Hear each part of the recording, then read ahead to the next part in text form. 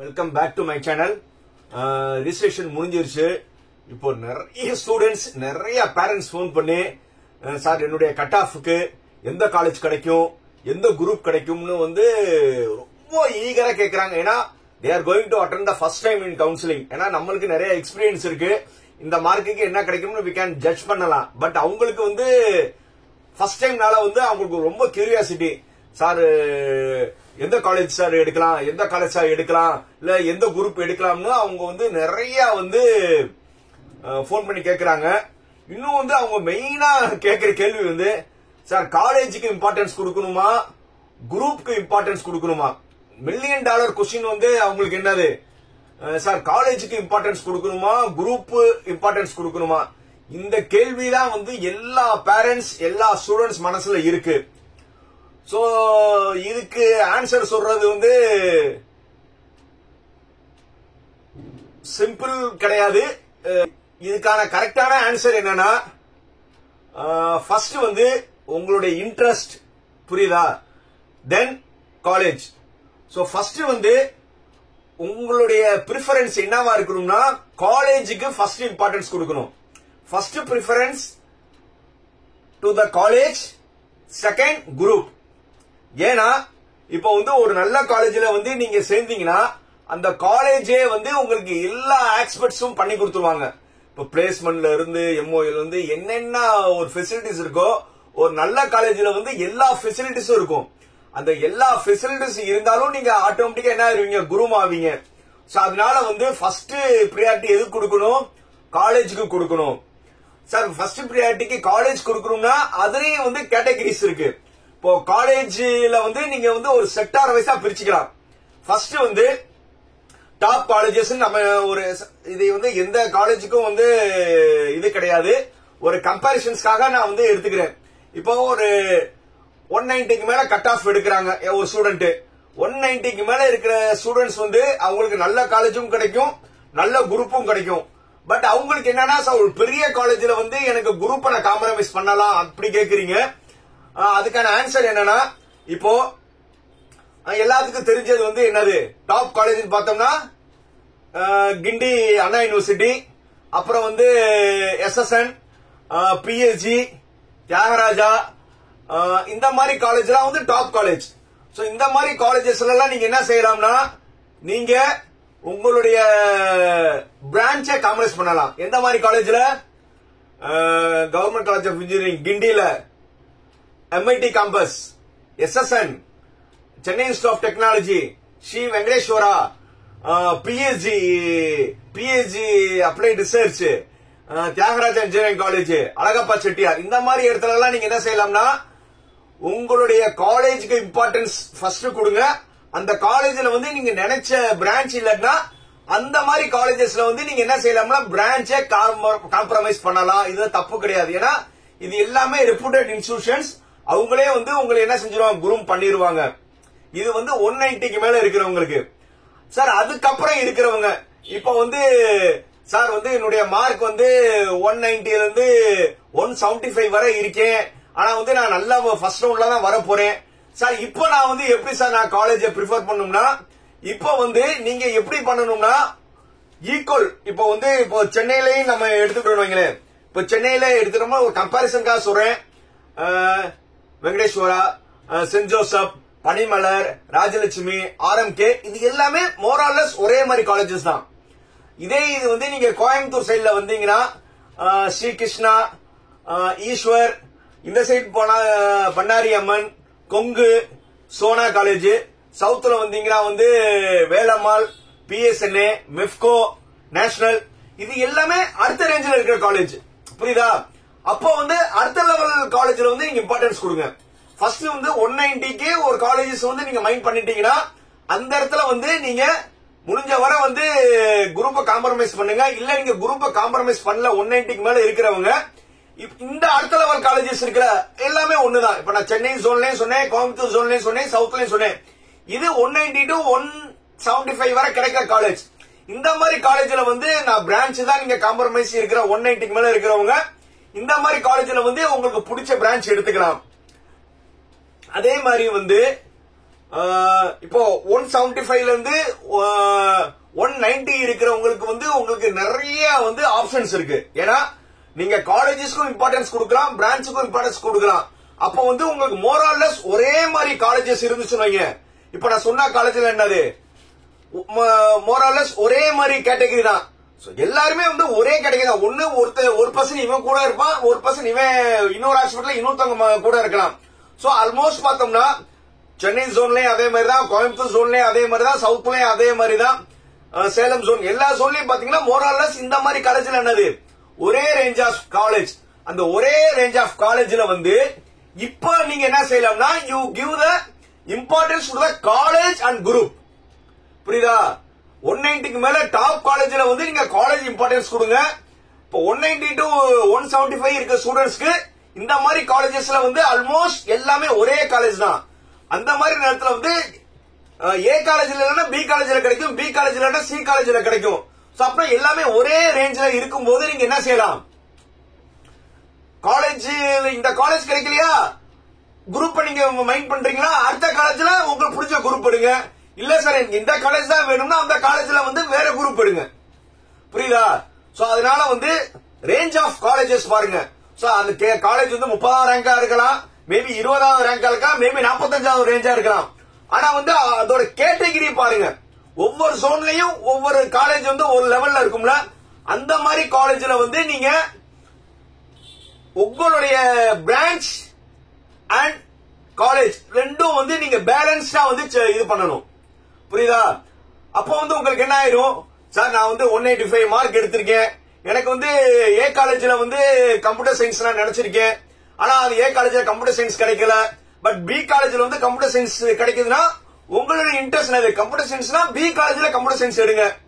இல்ல சார் நான் ஒரு ஏ காலேஜ்ல வந்து கம்ப்யூட்டர் சயின்ஸ் நினைச்சேன், ஆனா கம்ப்யூட்டர் சயின்ஸ் எனக்கு அந்த ஏ காலேஜ்ல கிடைக்கல, ஆனா அந்த காலேஜ்ல வந்து எனக்கு ஏடிஎஸ்ஓ இசிஓ கிடைக்கிற மாதிரி இருக்கு. அப்ப நீங்க என்ன செய்யலாம், அந்த காலேஜ் வந்து நீங்க ப்ரிஃபர் பண்ணீங்கன்னா பிரான்ச்சை கொஞ்சம் கம்ப்ரமைஸ் பண்ணிக்கோங்க.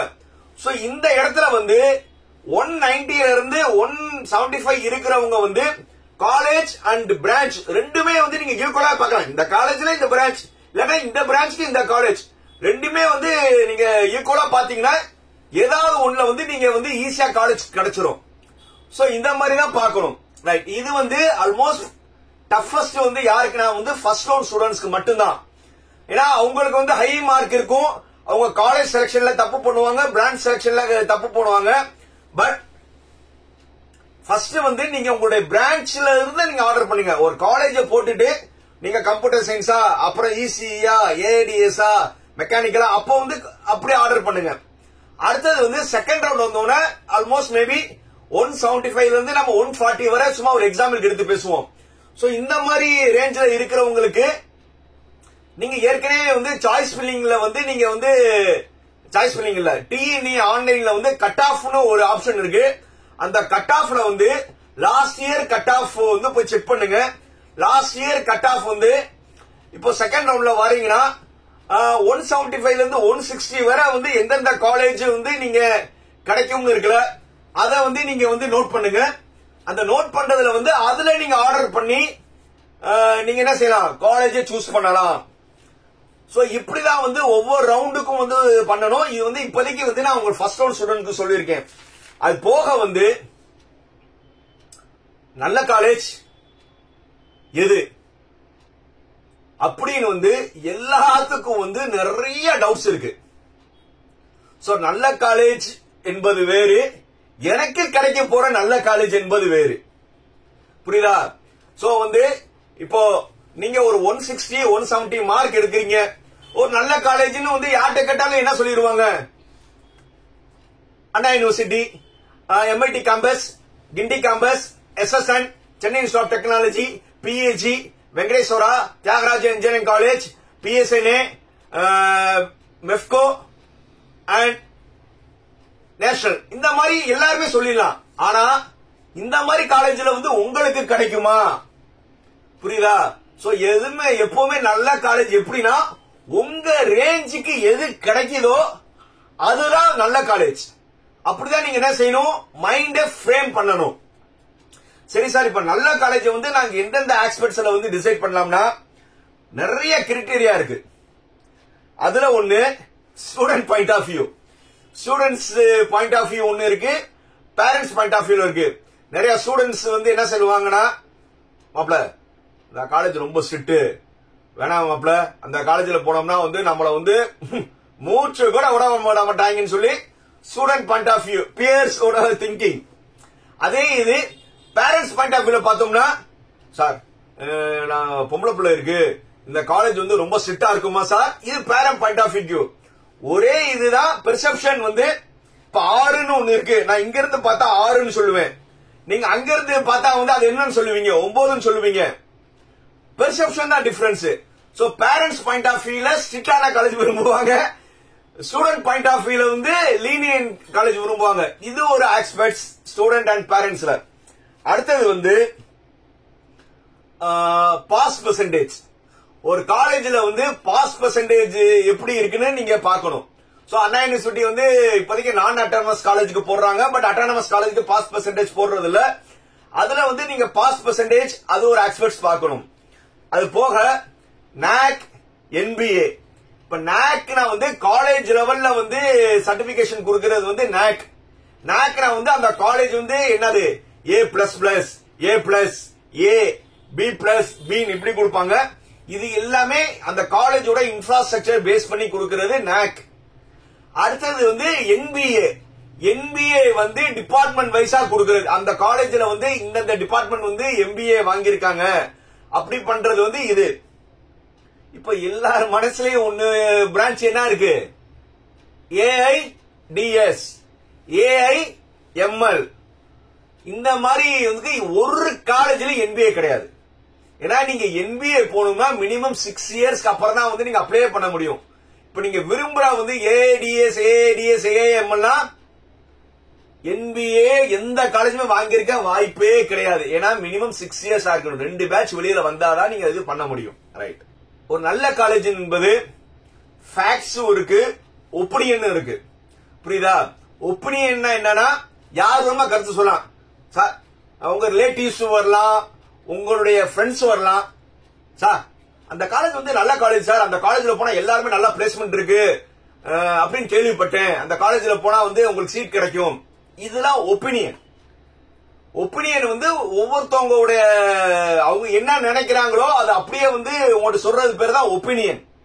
ஆனா ஃபேக்ட் வந்து இதுதான், இத்தனாம் தேதி ரிஜிஸ்ட்ரேஷன் வந்து க்ளோஸ் ஆகுதா, இத்தனாம் தேதி ரிஜிஸ்ட்ரேஷன் க்ளோஸ் ஆகுது, இந்த காலேஜ்ல வந்து இத்தனை பேருக்கு வந்து அப்பாயின்மெண்ட் ஆர்டர் கொடுத்திருக்காங்க, இந்த காலேஜ்ல வந்து இத்தனை பேர் வந்து இவ்வளவு பெர்சன்டேஜ்ல பாஸ் பண்ணிருக்காங்கன்னா ஃபேக்ட்.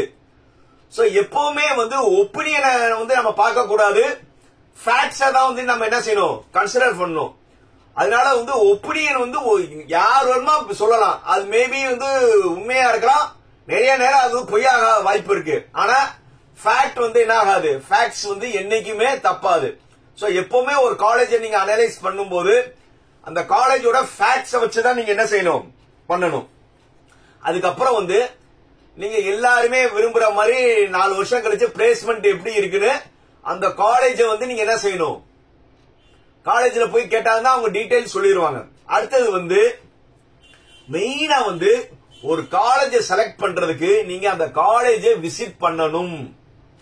நீங்க ஒரு காலேஜை விசிட் பண்றதுக்கு நான் நிறைய பேர் எங்கிட்ட போன் இருப்பாங்களோ கூட நான் கலோக்கியெல்லாம் சொல்லுவேன், சார் உங்க பையனுக்கு ஒரு பொண்ணு பாக்குறீங்க, எப்படி போட்டோ பார்த்தனவே அந்த பொண்ணை ஒத்துக்குருவீங்களா, இல்ல அந்த போய் வந்து அந்த விசாரிச்சு வந்து அந்த குடும்பத்தை விசாரிச்சு வந்து நீங்க வந்து சம்பந்தம் பண்ணுவீங்களான்னு. இல்ல சார் நேர்ல போய் வந்து விசாரிச்சு அப்படிதான் நாங்க சம்பந்தம் பண்ணுவோம். அதே மாதிரிதான் இப்போ உங்க பையனுக்கோ பொண்ணுக்கோ ஒரு காலேஜ்ல சீட் எடுக்கிறீங்கன்னா முதல்ல வந்து அந்த காலேஜை வந்து என்ன செய்யணும், விசிட் பண்ணணும். அந்த விசிட் பண்ணி அந்த காலேஜ்ல ஸ்டூடெண்ட் பேசணும், போக வந்து அந்த காலேஜ்ல என்னென்ன இன்ஃப்ராஸ்ட்ரக்சர் இருக்குன்னு பார்க்கணும். இப்போ வந்து எந்த காலேஜ் நீங்க போனீங்கன்னா வந்து நீங்க என்ன செஞ்சிடலாம், விசிட் பண்ண எல்லா காலேஜும் அலோவ் பண்ணுவாங்க. இதே வந்து உங்க பையன் உங்களுடைய பொண்ணு அம்மா அப்பா எல்லாருமே வந்து ஒரு பிக்னிக் மாதிரி போங்க. இப்ப வந்து ஒரு ஜோன்ல இருக்கீங்க, நான் சென்னை காலேஜ் பார்க்கணும்னு நினைக்கிறீங்க, இல்ல கோயம்புத்தூர் சைட்ல பார்க்கணும்னு நினைக்கிறீங்க, இல்ல சவுத் சைட்ல காலேஜ்ல பார்க்கணும்னு நினைக்கிறீங்கன்னா உங்களுக்கே தெரியும் இந்த மாதிரி காலேஜ்லாம் உங்களுக்கு கிடைக்கணும் ஒரு ஆப்ஷன்ஸ் இருக்கு. அப்ப நீங்க என்ன செய்யலாம், ஒரு டூர் மாதிரி இப்ப போயிட்டு வாங்க. இன்னும் 1.5 மாசம் இருக்குல்ல கவுன்சிலிங்க்கு. நேரா வந்து உங்க ஃபேமிலியோட 1 or 2 days வந்து அந்த ஊருக்கு போங்க. ஒரு 4-5 காலேஜ் பாருங்க. அந்த 4-5 காலேஜ்ல பார்க்கும்போது அந்த ஸ்டூடெண்ட் எல்லாம் நீங்க இன்டராக்ட் பண்ணும்போது உங்களுக்கு ஒரு மனசு சொல்லும். நிறைய காலேஜ் பாப்பீங்க, ஆனா ஒரு காலேஜ்ல வந்து உங்க உள் மனசு சொல்லும் இந்த காலேஜ் என் பையனுக்கோ பொண்ணுக்கோ சூட்டபிள்னு சொல்லும். அந்த காலேஜை சூஸ் பண்ணுங்க. அதுக்கப்புறம் வந்து ஒரு காலேஜ்ல வந்து அலுமினிஸ் ஒரு 15 வருஷத்துக்கு ஒரு காலேஜ் டெவலப் ஆயிருக்குன்னா அங்க ஒரு ஸ்ட்ராங் அலுமினி பேஸ் இருக்கும்.